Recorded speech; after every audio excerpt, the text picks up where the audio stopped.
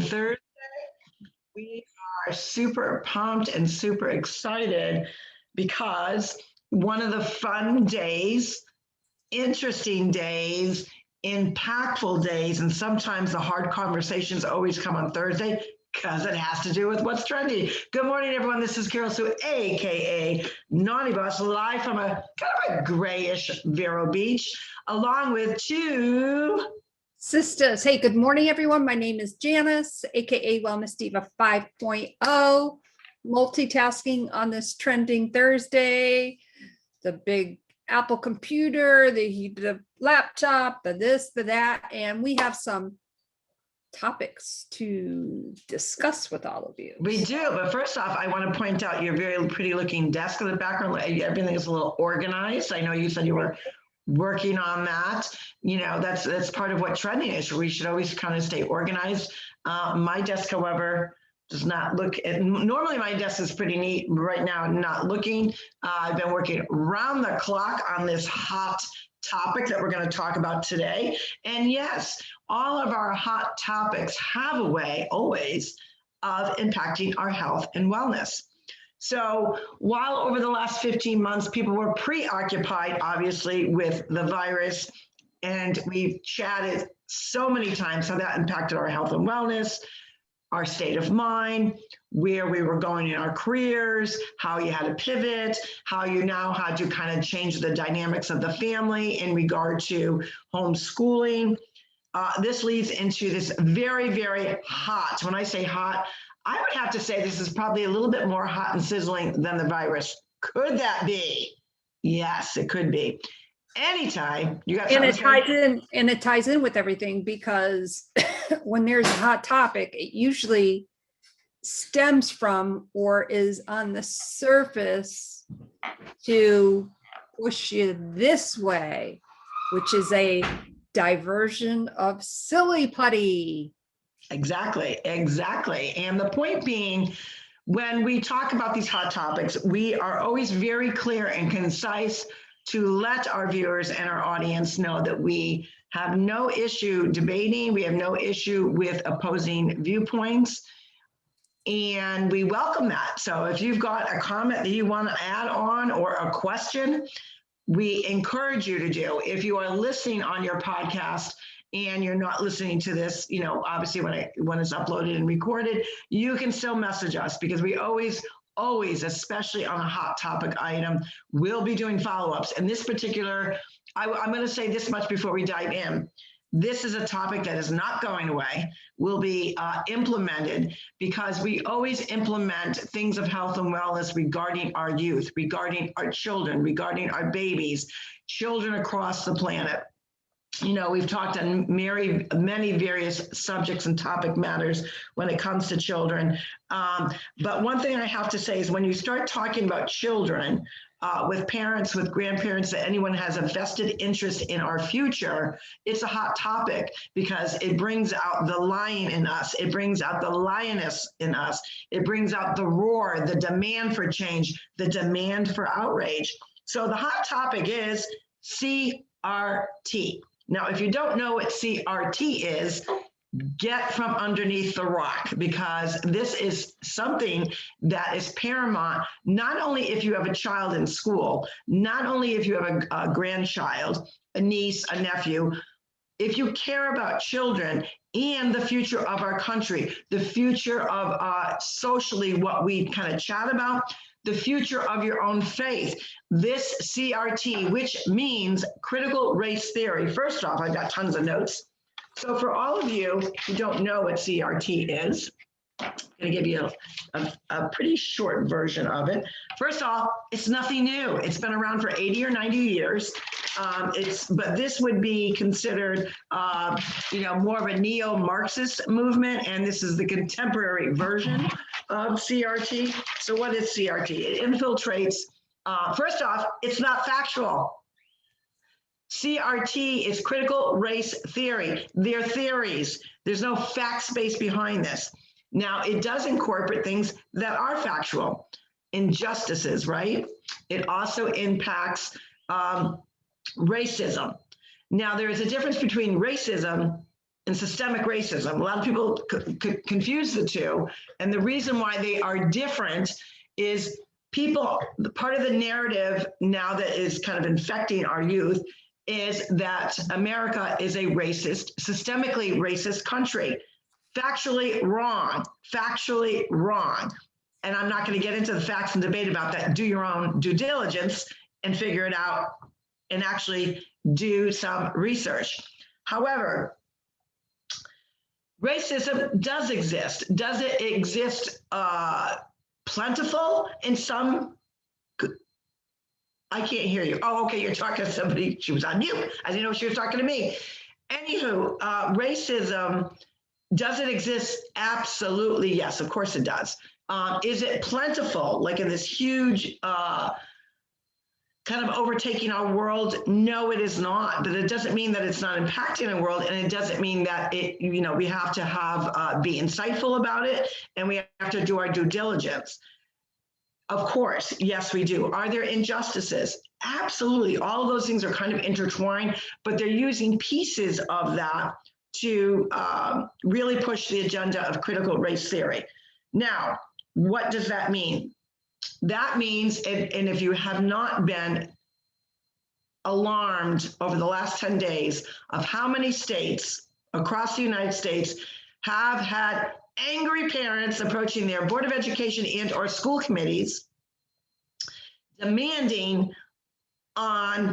they want information on why curriculum is being changed. So what I mean, how it's going to infiltrate schools, it already infiltrated universities and colleges. As you know, there are a lot of young adults that are in college, which is not unusual. I'm just going to readjust myself, which is not unusual to have social injustices, civic rights activists speaking out on colleges and universities. It's been happening my entire lifetime.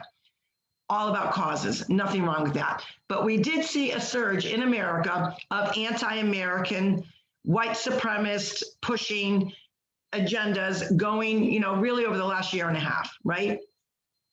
Ever since this, maybe the last, not even a year and a half, probably about 3 years. And a lot of people could not understand, how could all these young Americans not love their country, not love their flag, not love for what, we stand for as a people? They were getting involved with injustices that they clearly did not educate themselves enough. They only heard one narrative, one side. And remember, what does TwoSistas always talk about? Life is a coin. There's always two sides to the coin, right? There's good and bad, right, wrong, dark, light, whatever. So the next phase of CRT, critical race theory, what they do is they put people, the agenda is to put people in boxes. So the first two main boxes are the oppressed is on one side and the oppressor is on the other. Those are the two major boxes that they use with their propaganda. An oppressor has categories. So the one that they focus on quite a bit is a white male. And the whole objection or the whole objective of CRT is to make children and adults, but they're going after the children, to be embarrassed by the race that they were born into. What happened to, we are all created equally and born under in God's image. Go ahead. I got to say something, because in my mind, or how I feel about this CRT bullshit, you don't fight racism with racism. Yes, and that is not debatable. I will say that again. I want everyone to hear that. Say it again. Don't fight racism with racism, because that's exactly what it is. And I will not debate you on that. Anybody, that is wrong. Look at the history of all of that. That is something I will not debate. That is wrong. You don't fight racism with racism. And no. I may have told this story before, but the first time I was presented with that was when I was a child. Everybody at school was bullying me because I was friends with somebody who was African American. I didn't see color. Now, not everybody feels, and I'm not going to get into all the details. I was bullied. Yes, I was bullied about that. You do not fight racism with racism. I will not debate anybody on that. And I'll say that 10 more times. That is wrong. Do your research, because this is going down the shitter. It's going down. So I hope you went out to BJ's and stocked up on your toilet paper for those who believe in this CRT crap, because that's exactly what it is. Oh my God, I'm getting hot. Well, you're going to get hotter because there are pieces of CRT critical. Now, people, the term is CRT. It has been around for 80 or 90 years. There's different versions of it, and then things that broke off from it, different movements that broke off it. I have tons of information, graphics, you name it. I've been studying this basically nonstop. And I'm going to get to that in a moment, because when it really impedes and impacts the learning of children and whittles and nibbles and bites off the rights of parents, well, you woke up a sleepy giant, because even with the virus, parents had to really discern all the information. They had to discern what was best for their family as a whole. But when you start messing around with children and parents and grandparents and anyone that's advocates of children, you're going to get a roar. That's what's going to happen. So anyways, going back to the two major boxes of, they call it critical race theory. Again, they will argue the point, but these are all theories. There's nothing factual based about it. So they have two boxes, right? The first box is the oppressed, the oppressor.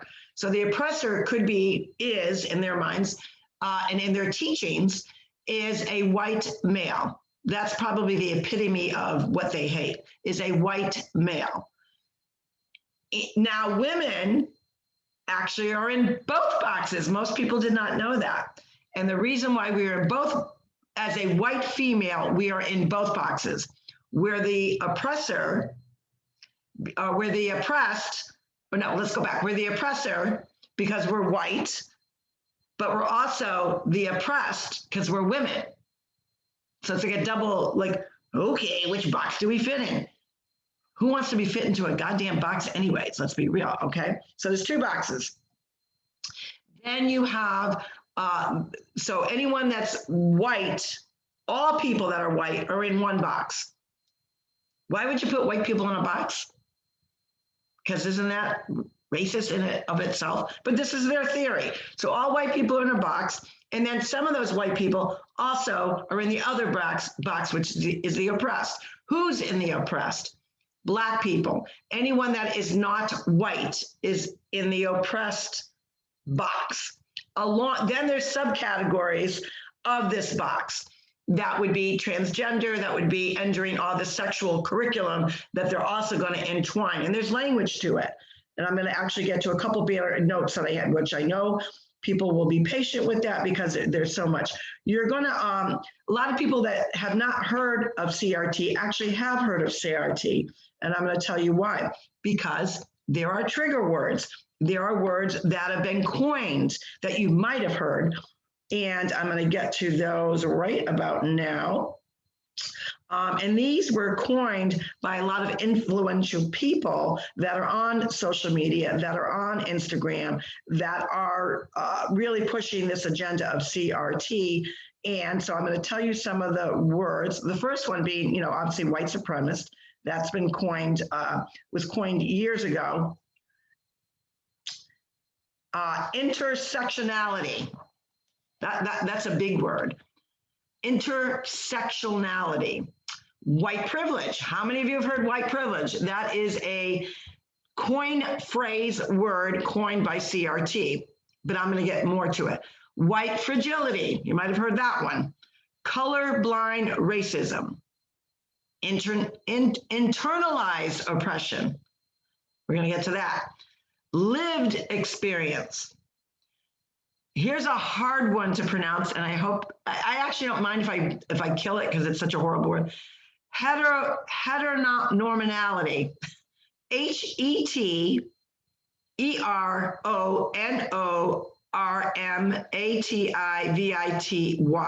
Heteronormativity. I'm not even pronouncing it correctly.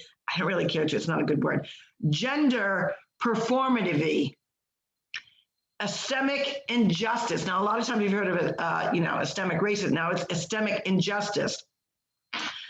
I can't even pronounce that one. I'm not even going to try to because it's really, let me get to it. CIS, cis, HETEROPA, patriarch, cis something or other patriarchy, compulsory heterosexuality, whiteness. Okay. Now, who are these? A lot of these. Hold on one second. I got to decline that call. Tina, I will get back to you. A lot of these words and phrases, coined words, were coined by Kimber Crenshaw, Peggy McIntosh, Robin DiAngelo, Eduardo Bonavilla, Patricia Hill Collins, Merlon Adams, Richard Delgado, Beverly Tatram. So these are influential people and or writers or theorists, whatever you want to call them, that have coined these phrases. So while you might not know what CRT is, right? Or while you might know, you really haven't heard about it, which you should, I'm sure have heard at least one of those. And probably the biggest one that most people would have heard, if anyone is talking to you about white privilege, they are a neo-Marxist part of CRT. I'm going to just put that out there because that's what they are. So what do they do and how do they infiltrate our children? And why are there so many states across the United States having parents, angry parents, not only parents, teachers, grandparents, anyone in the education department going after their board of ed and or their school committee? Well, because of the shadiness of implementing this certain curriculum. So it's not like when I say curriculum, it is not that you're going to go to your elementary school and you're going to find out that your child has math in the morning, has science, and then a CRT class. That's not what I'm talking about. What they are doing is they're implementing and triggering different words, and they intertwine that into the common core, the common curriculum that they currently have. In addition, they're also introducing a new, quote, sexual curriculum. And this is basically through K. So what is K? K is kindergarten, 4 or 5-year-olds all the way up through high school. But they're really targeting younger children via videos and books. Now, age appropriate has to be first and always foremost in any situation, number one. Is it appropriate for a high school level, maybe 13 and above, like teenage years, to have a very appropriate conversation, class, curriculum? Yes, but again, it's all about the presentation and how they're wording it. It is a teacher's job to teach and to facilitate learning, encourage the joy of learning. Our history, English, science, mathematics, those are the basics things, of course. But now to interject social theories intertwined into these everyday academics is not their job. It is not the superintendent's job. It is not the school committee's job. The First Amendment says that we have rights as Americans. We can govern our own home. And guess what? That includes talking about social injustices, racism, age-appropriate health, sexual, topics with your own child in your own home. Amen. Let's all give an amen to that. Absolutely. But to intertwine it on precious young children that are just really learning the stepping stones of going to school, interacting with their peers. So I'm going to give you some very simplistic, very simple examples of what they're doing. You can have a 5-year-old, now this is very typical, a little girl, 5-year-old little girl, who says, goes to her playmate. Oh, you're so pretty. I love your dress. I can't wait till we go to the birthday party. What are you going to be wearing? They would interpret that and they would inject the fact that, oh, that 5-year-old has got gay tendencies, it might be bi. Now, my argument with that is I have no issues with anyone's sexual preference. I think TwoSistas has shown that in our guests. We are very eclectic. We, as sisters, we were exposed to the gay community when we were very young, before most people even really knew what it was really about. Our parents always had gay friends. I have no issues with anybody that's transgender. I have no issue with anybody's skin color. I've never, like you said, we've never looked at anybody because of the way we were brought up with. We embrace everyone. So we don't have a racist, homophobic, any of that fear in our lives. It's never been a part of who we are. So I want to make sure that I'm very clear on that as well. However, because there is a but, and this is where the CRT would be all over my behind right now, because I'm saying there's a but. So instead of me having that talk and that communication and that dialogue, open dialogue, they would get defensive. And instead of chatting and having a good conversation with me about my butt, which I'm going to say shortly, they would go into, oh, it's the wonder why you're saying things like this because you're white and you're privileged, instead of having that. So they resort to bullying, name calling, coin phrases rather than actually have the argument or debate. So my but with that is age appropriate. There is nothing wrong with teaching your children of the diversities of our world. Of course you should. There's nothing wrong with sharing different family dynamics. Nothing wrong with it. But again, it should be coming from the parents, not the school, because it's not the school's job to, as some schools are trying to do, change the hearts and mindset of children for these social justices. It is not your job to inflict social injustices or justices. It's not your job. That's up to the job of the parent. So what they've been doing with most people really following the tow line, being compliant over masks and everything that had to do with the virus, this is the next step of that piece to it. So why all of a sudden, this would be a question, why all of a sudden are there so many states across the United States at the same time with the exact same scenario, fighting the exact same fight? Why is that? Because it's planned. This is my opinion now. I believe that it was planned, agenda. And so I'm going to tell people key pieces to look at with their schools, which probably most people don't want you to know. Does TwoSistas everything do by the book? No, we don't. But it's always done with love and passion and for the underdog. And in this case, it is the children. Have you noticed things changing in your school? Do you have a new superintendent, maybe over the last year or two? Do you have a new assistant? Are they hiring consultants that once you look at their social media, you see that they're a Marxist for BLM, they're a Marxist for CRT, and they're pushing this agenda. Those are all alarming things.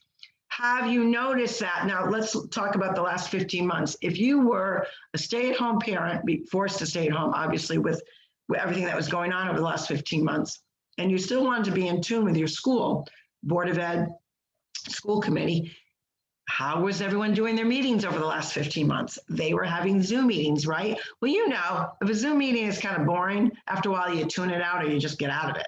You know, you may be on it for 15, 20 minutes.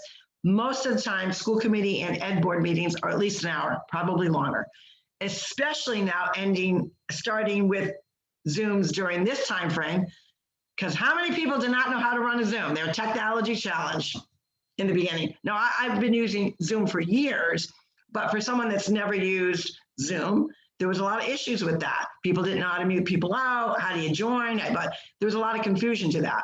So imagine deciding that you're going to see what's going on in your school, in your town, in your community. You jump on that Zoom, you've been invited, you're excited because now you're actually interacting with adults because you're going crazy because you got your kids at home at school that you were never a teacher to begin with and you're ready to lose your mind, right?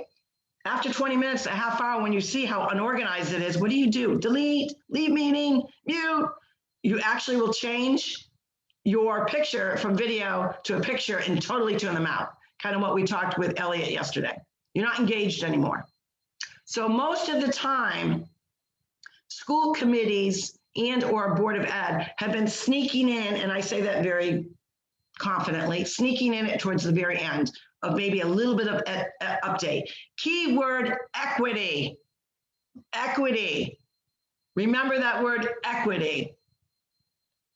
And they're interjecting equity committees, an equity consultant, and they are predominantly going after all communities, whether it's a predominantly white community, whether it's a predominantly Black community. Now, I can tell you this much. I have a lot of African American, Black American friends. I have friends of all colors. And when I talk with them on this particular subject, they get infuriated. Because again, it goes back to the boxes. I am a Black American. You're going to put me in a box that says I'm oppressed and I basically can amount to nothing because of the color of my skin.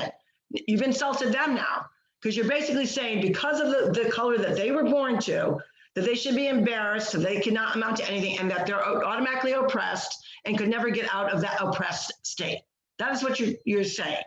Now, if you were born white, you're privileged, you cannot even understand. But when you talk to any group of color, and I even hate to even say that in this day and age, most people, I have not found one, actually I found one person that is for CRT. Most people are not. They don't like the interjection of this propaganda. Not to say that what some of the stuff that they're saying, of course we have to, let me get to my notes. We have to empathize with injustices. Because if you're not, you're pretty heartless, right? There are broad diversities everywhere. And you have to understand that, yes, certain people, you have to understand that certain people were profiled, not as much as I believe that they've been saying, but you have to embrace that because it does happen. You have to embrace racism because it does happen. You have to embrace injustices. As a woman, even though I'm a woman in 2 boxes now, you have to understand all that and you have to embrace it and you have to have empathy. But that doesn't mean you got to just be thrown into the wolves with it. You make the change by one rule. Can you guess what that one rule is, Jan? Not off the top of my head. I think I obviously know where you're going with that, but The golden rule. oh yeah, the golden rule. Golden rule. Yeah. How about we treat other people the way that we want to be treated? Golden, I guess that's a color. Call it a color rule. I don't care what you call it. But the point being is they're pushing, and what they're pushing is what they're fighting supposedly about. So we they're claiming it as systemic racism. I totally disagree with that. Another example that will come up. You have a white couple and they're talking and debating about with, a CRT theory, representative Marxist, whatever you want to call them. And you bring up the subject abortion, right? You bring up the abortion, pros, cons, pro, for, whatever. Whatever view the white male will come up with, instead of, again, engaging in that conversation with them, they're going to automatically, of course you would say that because you're a white male, you're a white supremacist. So they go ahead and they bully and they label and they use these key phrases or trigger words, because what does that do? When somebody's calling you a name, when somebody's bullying you, even as adults bully and shame, you shouldn't do that. But what happens? You automatically get defensive and you're, well, no, I'm not, like, hear me out. And they throw you off guard. They're experts at emotional mind games. They're experts. That's why they're Marxists. They're trained. So how are they training schools? How are they implementing these inappropriate sexual ed books, movies? Like they've got little video clips talking about a girl in her vagina and a little boy in his pee-pee. And, should they touch each other? Like, this is what's happening, folks. I know you're like, whoa, it's happening. And what they do is they find ways and they reach out, these so-called experts, and they use a lot of fluff words. They actually get away from using CRT and they'll come up with equity, because equity sounds like a nice word. Equity, don't we all want to be equal? So they use key phrases and they're in your system before you even know it. What do? So they have webinars with teachers on how to implement these social norms in their head, this curriculum, into the normal curriculum. So it's not like you're going to have specifically a critical race theory class. They're using those keywords, phrases. So in other words, I'm going to give you another example. You're in the math class, right?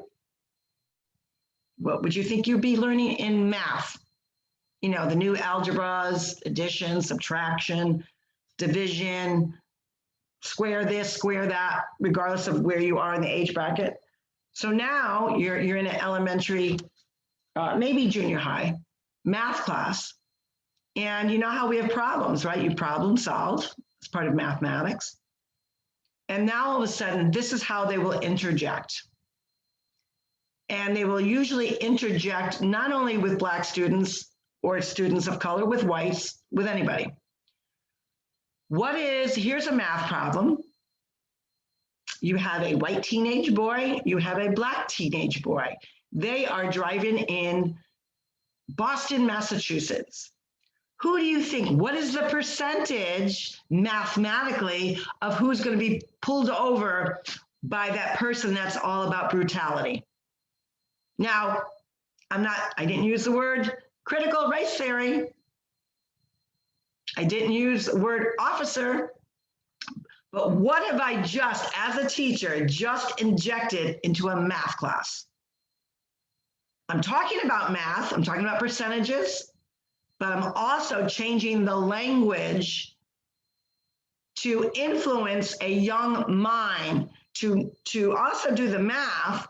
But now they're talking about, well, what do you mean? The probability of him getting pulled over by a law enforcement that, might do police brutality and I won't. Well, let's talk about that, Joey and Mark. One of you is white, one of you is Black. Mathematically speaking, and they'll go back to the mathematical piece to it. This is how they infiltrate the subject matter of the curriculum without people even actually knowing it. Who's in that classroom? The sponge children. Children are sponges, they learn. Is there a parent in that classroom? Is there a pastor in that classroom? Because that's the other piece I'm going to talk to you about. So what is happening right now in our world? They infiltrated universities and colleges. Check, that's off the box, right? Who's next? Let's go after K through 12. Because what does infiltrating youth and babies and young minds, those are the future generations, right? That are going to run for office, maybe be active in our communities, heck, maybe run in a state position, a political state position, and or across, the United States. You start with the youth. But what is next? Well, they're going to start with religion, because religion and CRT is a direct contradiction. And I'm going to explain that. I'm going to get to my slide here so that I'm doing it due diligence, okay? What they do is they have boxes. Now, remember, I chatted about the different boxes that they do use. Well, Christianity and critical theory are competing worldwide. Again, 2 coins, right? A coin, life is a coin. Decisions are a coin. Lifestyles are a coin, right? So in Christianity, there are 4 boxes: creation, fall, redemption, and restoration. Let's talk about the first one. And then also with critical theory, there's 4 boxes, except their first box is blank. Now, the first box in Christianity is creation, that we are all created equal, regardless of what you are. And I'm not going to talk specifically about any one religion. So I want to be clear on that. We're all created equal in God's image. Most people have heard that phrase. We're all created equal in God's image. Under critical race, they got a big fat 0 under that one. The fall. Fall in Christianity, and really all of humanity, and from a Christian's background, we believe that we're born with original sin. That is the fall. But it also means from a humanity standpoint, we're not perfect. We make mistakes. You know, we don't always travel the best road that we should. We make poor decisions. We have sins. That's part of humanity.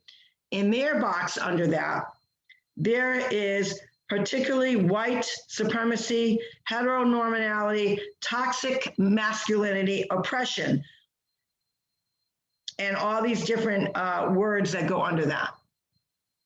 The third box, redemption. Redemption in humanity. You know, we made a mistake. We screwed up. We stuck our foot in our mouth. I'm sorry for my sins. I got to do better. I have to be accountable to myself.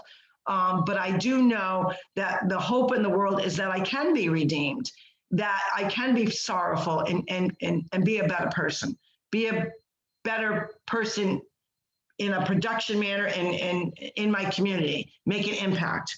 Under their box, under redemption, is protest, resistance, activism, education, awareness. And then the last box for Christianity is restoration, that we can heal, that we can heal each other to a better, more perfect being. We already know that no one's perfect, right? Humans are not perfect. We're born to be errors. You know, and it's because of free will. We have the choice. So sometimes we don't make the right choices. Sometimes we get ourselves into a situation that, you know, we have to skirt around the issue. Maybe you have to lie. Maybe you're a sinner. But the point is that we can restore each other's hearts and souls and minds by, you know, full redemption with, you know, accountability to, you know, whatever your higher power is in yourself to be better. That we're redeemable, right? Human race is redeemable. In their last box, equity, powered reversal, liberation, justice, diversity. So when you see CRT in Christianity, they're totally contradictory. So now take that information and all of what we're chatting about totally impacts your health and wellness. And I'm gonna let Jan interject after I get to this last piece. They're fighting each other. It's like almost good against evil, dark against light, humanity against, you know, dismantling of everything that we know. But human beings, we got a cool thing called humanity, that we can be redeemable, that we can change. And it does not mean that pieces of CRT should be enlightened. Of course, talk about injustices, talk about racism, embrace that. But at the same time, you can't butt ahead. So what's the next step now? Now, if they've infiltrated colleges and schools, and now they're in the K through 12, and that is what is going on. And one other piece I'm going to read to you very quickly. Again, it goes back to all these different states are at this time right now, all fighting the same battle. How can that be? How can that be? And I'm gonna go to, give me 2 seconds, and I'm gonna show you, I'm gonna read you a statement. Let me get to it. Photos, here we go. I'm gonna read you a statement from, because actually 27 states, I believe it's 20, we're up to 27 states, have now recently put legislation into law banning CRT infiltrating the school system. So kudos to those states that got some balls. Okay, so Florida, State Board of Education Rule 68-1094124.FAC, required instructions, planning, and reporting. What the amendment does. Number 1, teaches students how to think, not what to think. That is like the core belief of CRT. They want to teach children how to think, not give them the ability to think on their own. Fosters an environmental where students can think critically and for themselves. CRT does not want your children to think for themselves, okay? They want to implement their propaganda baloney into your child. Protect students from being influenced or indoctrinated to think a certain way. That's what CRT is. They want to infiltrate, indoctrinate your child to think one way, which the flip side of that is if you're for CRT, I disagree with it, but if that's how you think, and if you want your child to be kind of a robot, then you probably like this. Ensures students receive classroom instruction that is factual and objective. The key piece with CRT is it's not factual, it's theories, people. When we're teachers, not to say that teachers don't want your child or their students to think critically, but you think critically with facts, not with, a social theory, and that's what they're doing. Helps guarantee teachers serve as facilitators of classroom discussion without making students feel pressured to think a certain way. And I'm going to give you an example of that in 2 seconds. Provides a well-rounded, world-class education that exposes students to multiple viewpoints and perspectives on a library and litany of topics. So going back to the one where it helps guarantee teachers serve as facilitators of classroom discussion without making students feel pressure to think a certain way. I'm going to give you an example of that because I heard it yesterday from a mom. Her 11-year-old came home from school. Now the mom was watching, they were watching, I don't know what kind of movie it was, a fun movie. And the mother said, oh my God, I don't know where that actress got that outfit. I want it. I got to go find it. She looks gorgeous. I love the way she looks. Her 11-year-old turns to her and says, Mom, are you bi?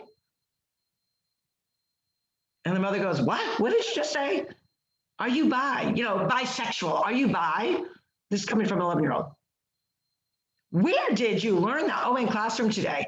If you like, a girl and you think she's pretty and you like, but that means you're bisexual, Mom. Did you know that? Now, imagine the mother hearing that BS, number one. And if you're bisexual, again, it's nothing against bisexual people. In an appropriate setting, you have that conversation. A classroom is not an appropriate place to have that conversation. And what I mean by that also, she followed up with, I'm married to your dad. We are a heterosexual couple. So she had to go into the whole, what is heterosexual? But she thought, she's not even hitting really puberty yet. She hasn't had her period. Like I wanted that conversation, at a time that I dictated, in a setting that I dictated. Now I'm forced to have a conversation because it was already started to chat in a school environment, not my home, not my privacy. So you can imagine that the outrage of parents and grandparents and anyone that loves children and are advocates for children. So the flip side of that is all this turmoil. Why is it going on? So kudos to those states that are taking charge of that. And the whole point being is parents' rights have been whittled away. They've been whittled away we've been worked on for the last year and a half. You got to comply, no mask wearing. And we can name a whole list of things. We're not going to do that because this is what we're talking about. How do you think that impacts the health and wellness of a child and also the health and wellness of that custodian, that parent, that legal guardian? You've now added a whole stress bucket to them. And that is what's happening across the United States. Parents are fed up, partly because of the last 15 months that were what we've gone through. And now you're going to mess with their children. You're going to mess with their minds. You're going to, like you said, take that silly putty and mold them. I'm going to turn it over to you. How do you destroy a nation? You implode it from within with all this bull crap, have everybody fighting against one another. Is that what we've come to? That is not debatable. Not debatable in my book. What is up for discussion, as always, at the appropriate time to have these conversations about these different things, but not in this manner with CRT. So I'm going to mute myself. You're going to go for 1 second. I've got to take this call. This is the beauty of what we do. Sometimes things happen. Well, let's close it out Okay. because I know that we both have a lot going on. We will definitely continue this conversation. My name is Janice, aka Wellness Diva 5.0, and I'm with TwoSistas, and this is Carol, so aka Naughty Boss, live from Vero Beach. We hope we impacted you today with Trending Thursday. We will see you tomorrow. Fantabulous Friday. The topic will be lighter, I promise you guys. You have a great day, and we'll talk to you tomorrow.